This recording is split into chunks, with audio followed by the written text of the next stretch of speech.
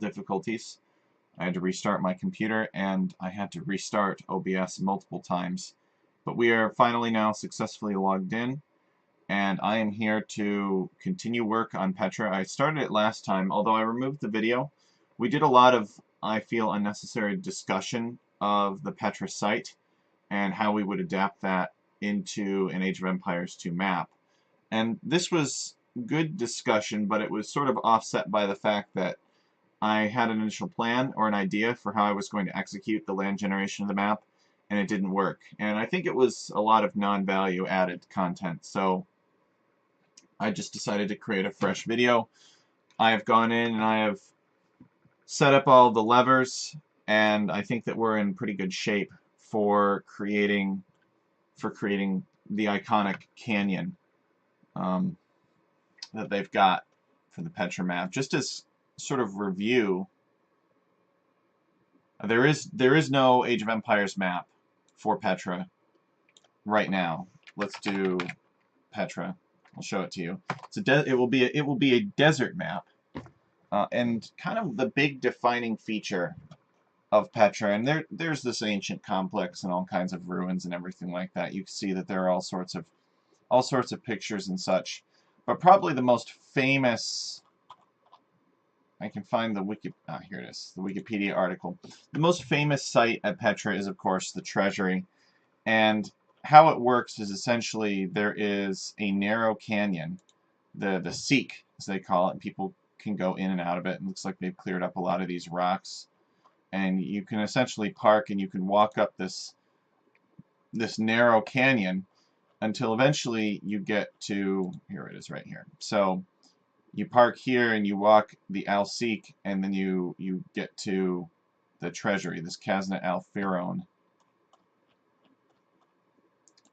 And here it is at nighttime with a bunch of candles lit up. But this is actually a pretty famous, this is the most popular tourist destination. It's a temple, or a building rather, carved directly out of the stone, which is pretty cool. That they could see that stone and just carve out of it. But it's been in all kinds of movies and such. The most famous is Indiana Jones and the Last Crusade. So we're going to make this now as an Age of Empires 2 map. But the big challenge with that, and let me get paint up so I can sort of show you. Well, yeah, we'll bring up paint, but first I'm going to generate another random map that maybe has a similar concept to this. We're gonna generate Highland in this case, and I want you guys to know how Highland works. So here's the Highland map, right? Look at Highland. Okay, it's essentially two rivers, or one river, with players on either side of the river, and then there are shallows across the river. So it's not given much credit for being a competitive map, because, well, frankly, it's usually not. People don't like how it's easy to wall these shallows, and then you build a dock, and then maybe you fight over water to prevent land.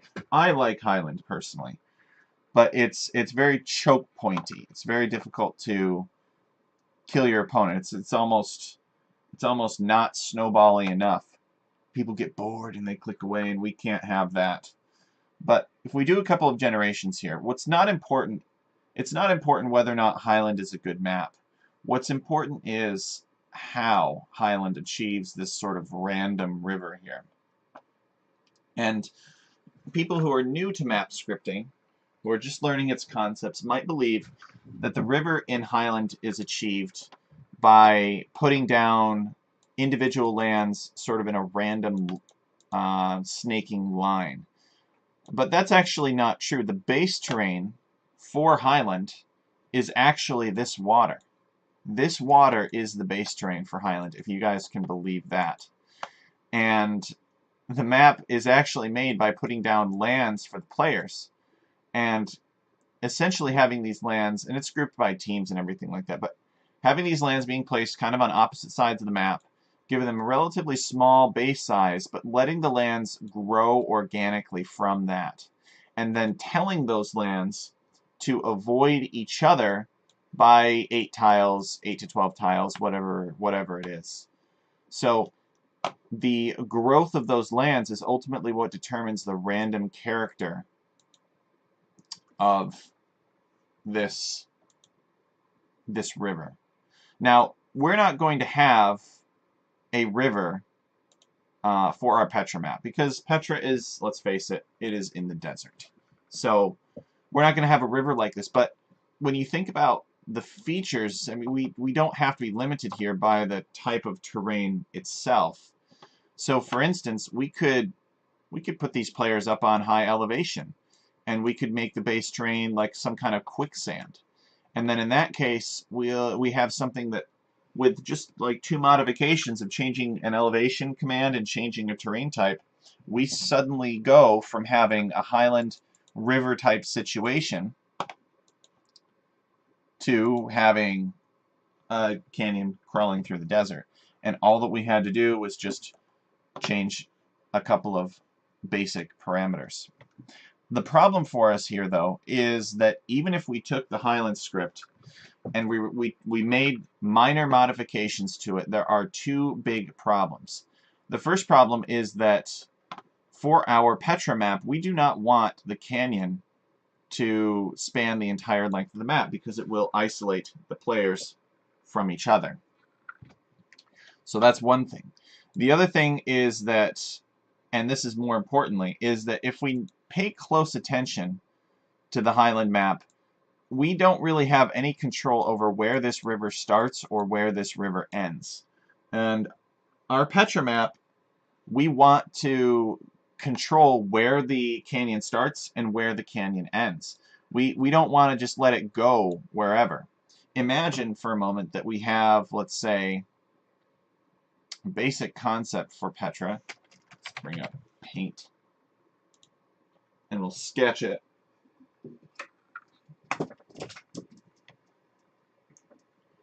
So imagine that we have our mini-map area here, like this. Let's try that again.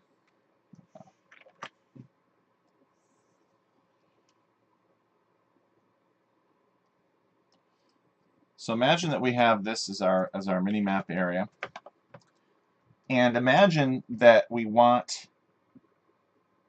for the concept of our map, that we want an opening in the center, and it'll have our little treasury, and then maybe it'll have some, some gold mines or whatever in there. And the player bases could start symmetrically or arranged, something like this.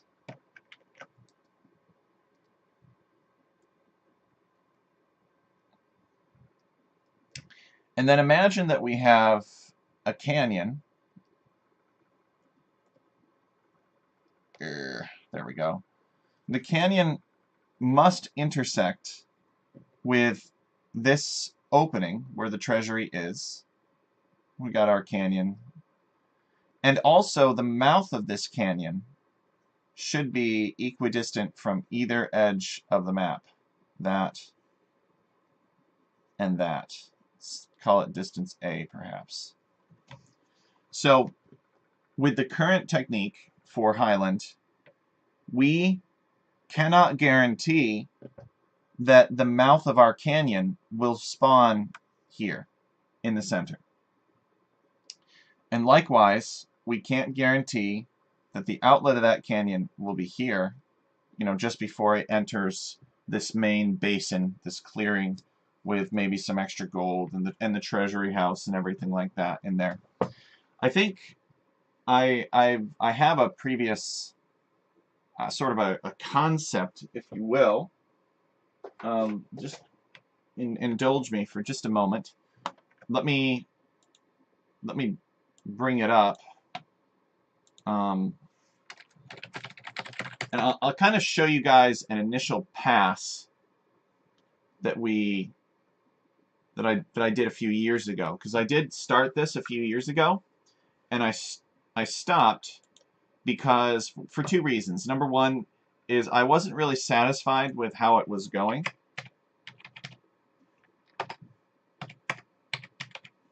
And I thought maybe later I would have developed the tools to make it better. And then the other reason was because I just got pulled off in different directions. So let's go to our Twitter here. And we should have, here we go. And we'll just kind of show what we've got here, right? Got the opening to a canyon. Maybe the canyon has a ring of unbuildable rock terrain in it, so you can't wall off the canyon. Here's another, you know, the canyon is wavy. It's like a sine wave. And the canyon was essentially made with directly placed lands. Now, this is supposed to be the Ethiopian monument, but, you know, that's easy to achieve. We should be able to update the graphics of this or control this.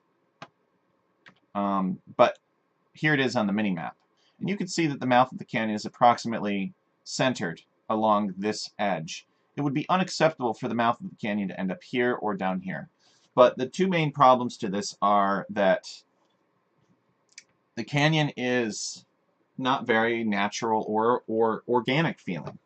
And if you do this in a way where you directly specify the canyon, then you're kind of, you know, it's almost like you're not really giving it its due. You know, you can only do so many different generations for it, and I want a truly random canyon feel. So we need to figure out a way to have that random highland canyon feel, but also to ensure that it has a mid, you know, that it empties out exactly between the players and that the entrance of that canyon is exactly between the players.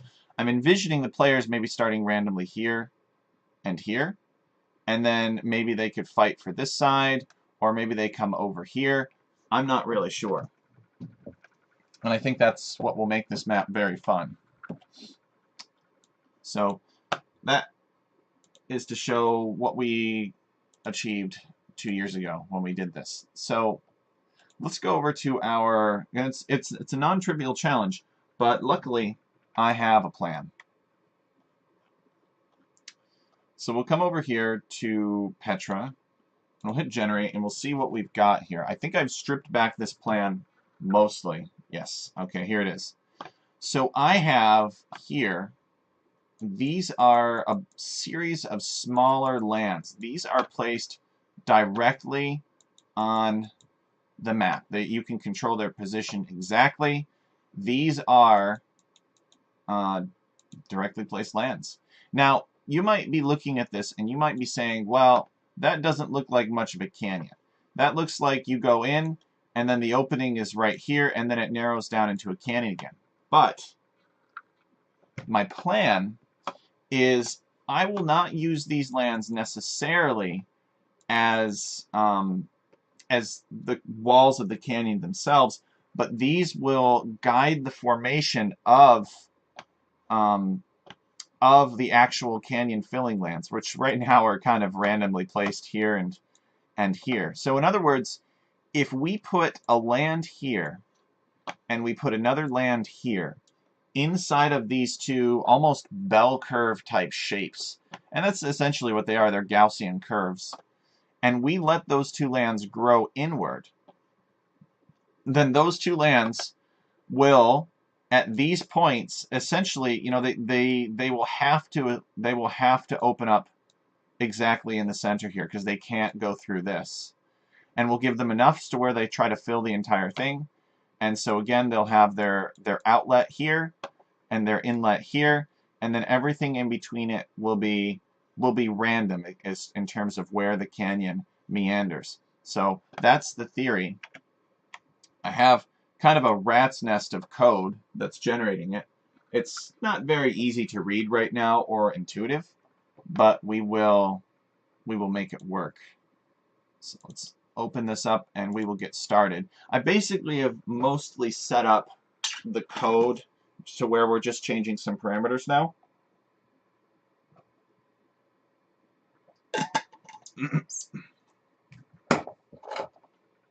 Okay, So the first thing that we want to do is we're going to uncomment some of these, and these are the positionings of those fill vectors, and I'll kind of show you. We'll uncomment that as well, and we'll run this, and you guys will see, because I've got a little plot in here to show.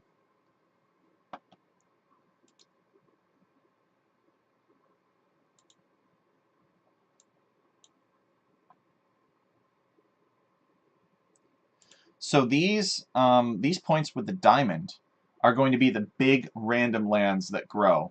And this will occupy some weird space in between these two bell curves.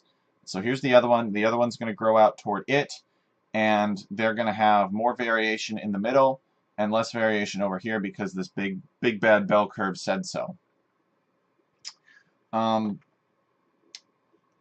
So if we see how that manifests on the mini-map, which I've changed these to be different colors so that they're easier to see. The base terrain, so you can see that we've got that little splotch of dirt here. The base size, I think, is about 0. So it can't really... we don't want a big base size. Generally, when you make lands and they have large base sizes, the land will be rounder, because the land growth is biased towards tiles of its own land already. So if you've got a big square, then it's going to have more things to clump around. It's just how the algorithm works. So now that we've got this in place, we can start to grow these lands a little bit. Let's give it a certain number of tiles. Let's give it 300 tiles and ask it to grow within that size. And of course we'll, scale that up for larger map sizes later, but right now we're on the tiny size. And yes, I think that we can comment this out. We see the bell curve here, so that's good news. That's a preview of what we're doing. And now let's go take a look. We should see that these lands have grown, and I believe that we've given them an other zone avoidance distance. Yes, we have. So that they will avoid each other by 4 tiles. So as you can see, the lands are starting to grow to fill up the space. We've got the dirt here, and it's just kind of going wherever. We're going to have to increase the size of this land because assuming that we set these at the right elevation and we made these the right materials and everything like that, you would be walking in the canyon and there'd be a little bit of canyon, and then it would open up into this, and then it would narrow back down again, which is not what we want. So we'll need to throw some more tiles at it. Number of tiles will bump up to 500 there. And we'll see how that goes. So 5 seconds later, it's finished. We'll hit generate again. Alright, and as you can see, we've filled these up rather nicely. But we have to be careful not to throw too many tiles at them because this is already starting to spill out here. And this is spilling out on the other side as well. So we will do a couple more generations just so that you guys can see fully the extent of what's going on. This one doesn't spill out this time. The canyon is a little bit twisty and a little bit curvy and windy, but this is spilling out over the edge, which we do not want. Yeah, see, here's another one just like that. I mean, this stuff is good, right? The fact that it's all choppy and irregular here, that's, mamma mia. It's good stuff, right? We want natural looking features, and it's not really going to matter too much. It's not really going to affect the gameplay at all. So that's all good, but now we need to come in here and we need to specify V and W, the X window and the Y window. And I've already figured this out here for this particular case, that we're essentially, we say that the center of the land growth is, for Y is 50-50, and the center for X is whatever this center point is here. So this is the center of growth, and now we're going to specify borders to prevent these lands from spilling out over here and over here. So we're going to do that, and we're going to hit go. And we should be able to control it rather handsomely. We know the size of the bell curve, so we know where everything should end and begin.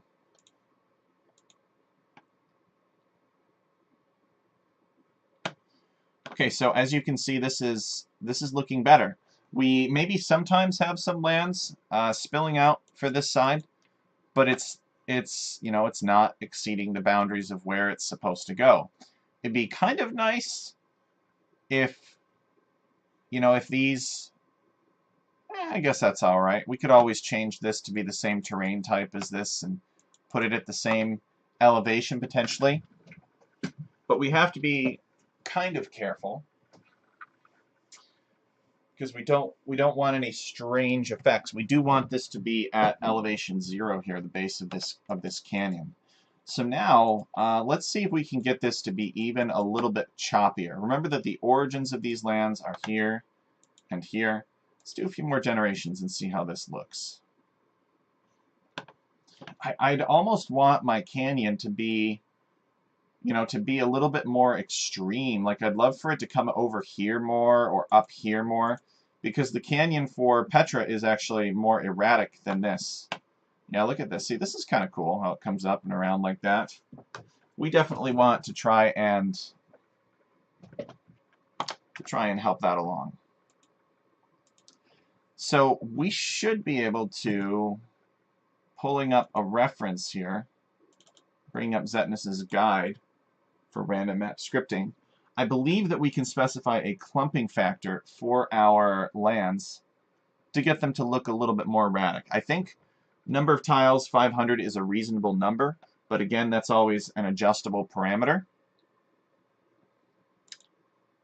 Yes, okay. So land generation, clumping factor for the land generation. Here we go. So this is the extent to which land growth prefers to clump together near existing tiles. Moderate values create rounder lands, and while low values create more regular lands. High values create lands that extend in one direction away from the origin. Negative values create extremely snaky lands and are generally not recommended. So the default is 8, but let's see if we can, maybe we can specify a negative clumping factor for this. So these lands are Canyon 1 and Canyon 2. So let's come over here and let's say that Canyon 1 fill.cf for clumping factor, and we're going to set that equal to -1.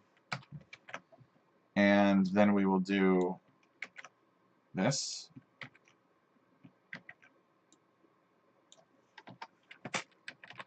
And we will do number 2.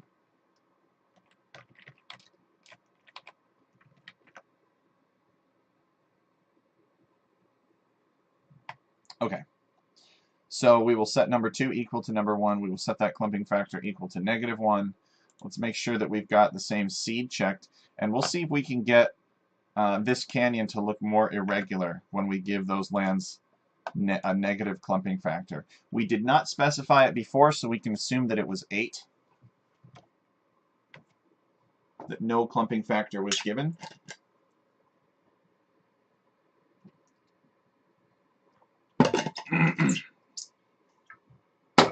Okay, so it's all set. We should note in our script, which we have not opened yet, but we could open and we should open and we should look at. Let's just confirm that that went in and wrote clumping factor -1.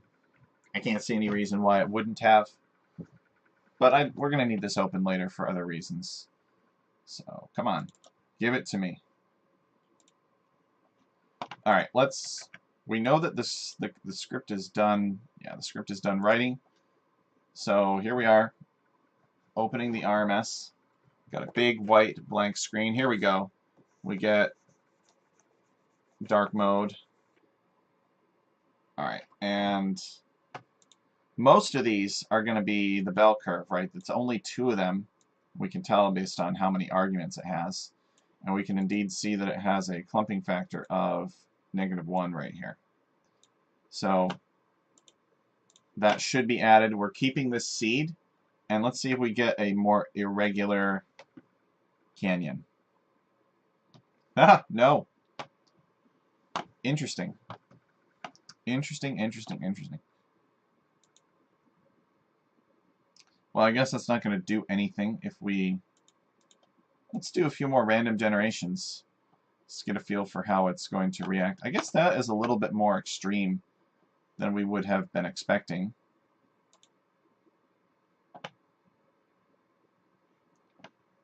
But see, in this case, I feel like we're just kind of generating these pockets. We're somewhat failing in that regard.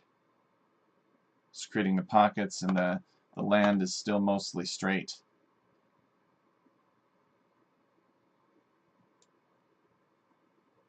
I guess it works maybe in some cases. Or maybe we have to create a series of lands, but I don't really want to do that. Number one, because it's more complex, and number two, because there's not really any guarantee of it working properly. I'll tell you what, though. We have some space. Ooh, this is a good one. Look at this. We have some space. Let's use it. Let's expand the size of this bell curve. Why not?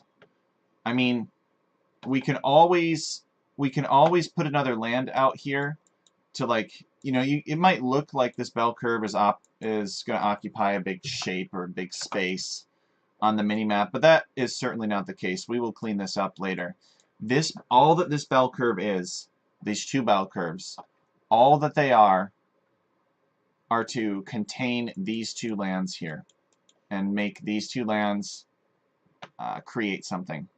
Create this windy canyon through here. So this is a really, really good one. I feel encouraged to watch that.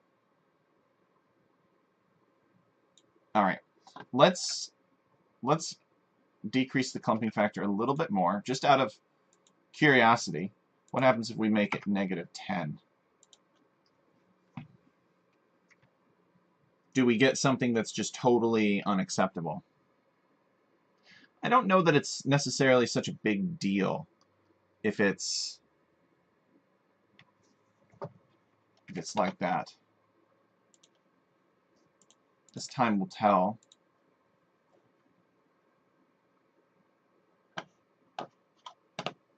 Yeah? You know, so maybe we just give it a huge clumping factor and then give it a larger number of tiles so that it can do whatever.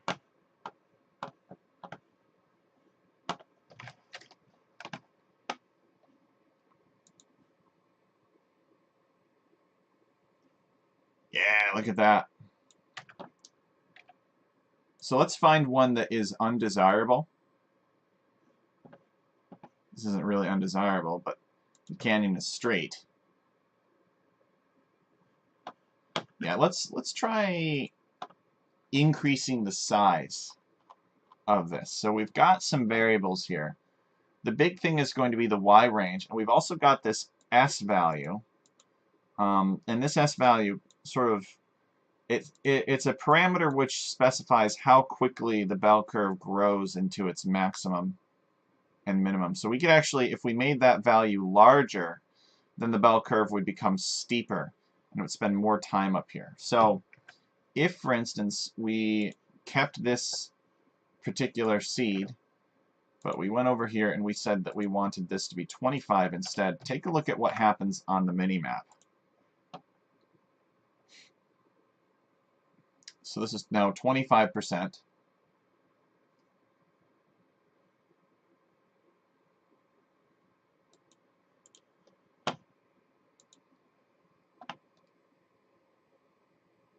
And you can see that this bell curve has grown steeper. So maybe we went in the wrong direction then. But you can also see that the canyon is a little bit, because there's so much more space here, the canyon is much snakier. So even the slightest changes, maybe we went in the wrong direction here. Maybe we need to go 10%.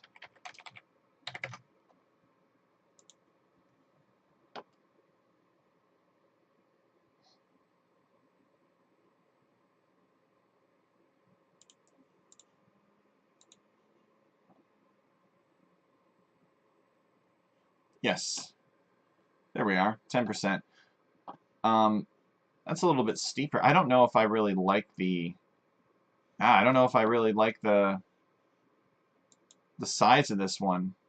Seems like it's now taking longer to get out here. So I think really 15% is kind of the sweet spot. We'll keep it at that, and we will adjust the range.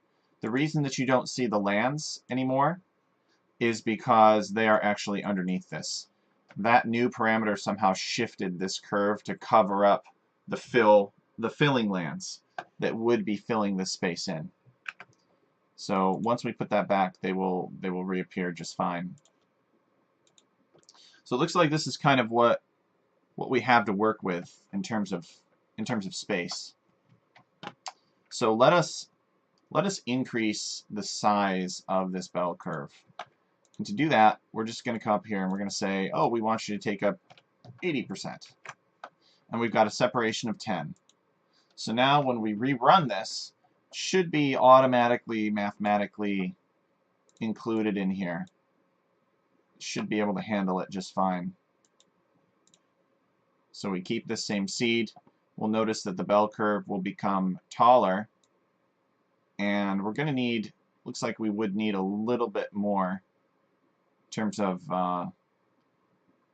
number of tiles to completely fill this in.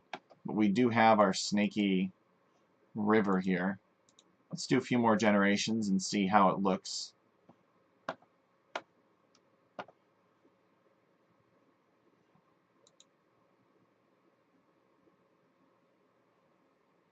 Oh, look at this one. We got a little island here of sorts.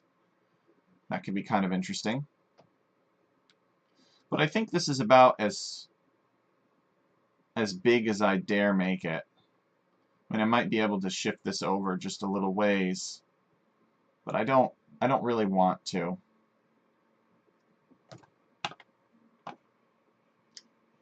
Let's increase the number of tiles now.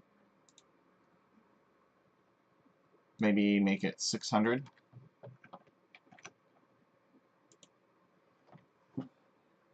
And we'll see if we can fill that space a little bit more efficiently.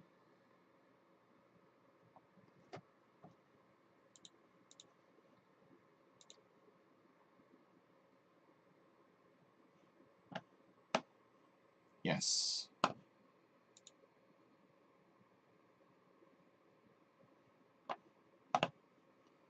Still getting some small gaps over here.